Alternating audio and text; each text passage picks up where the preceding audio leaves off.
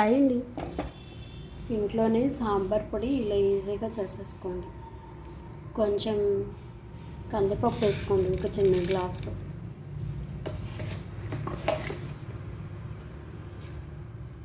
జీలకర్ర 2 స్పూన్లు, ధనియాలు ఒక 20-30 వరకు వేసుకోండి.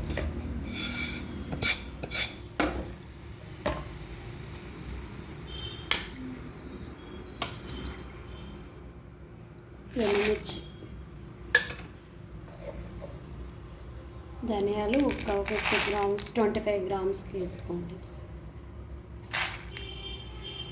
మొత్తం వేయించుకోవాలి కలిపి. ఇది వేయించేటప్పుడే సాంబార్ స్మెల్ వచ్చేస్తూ ఉంటుంది.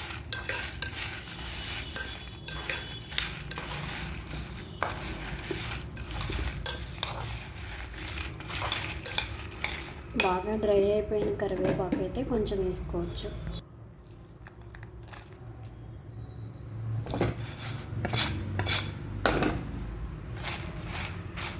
ఇప్పుడే సాంబార్ స్మెల్ వచ్చేస్తుంది.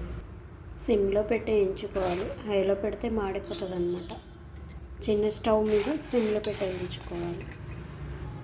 చూడండి అయిపోయింది. ఇప్పుడు కొంచెం చల్లారాక మిక్సీ చేద్దాం.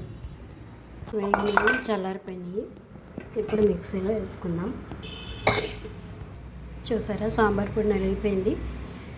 మనం చేసుకునేది ఫైన్ పేస్ట్ చేసుకోవాలంటే ఇంకా మళ్ళీ వేసుకుందాం ఒకసారి మిక్సీ. చూసారా, సాంబార్ పొడి రెడీ అయిపోయింది.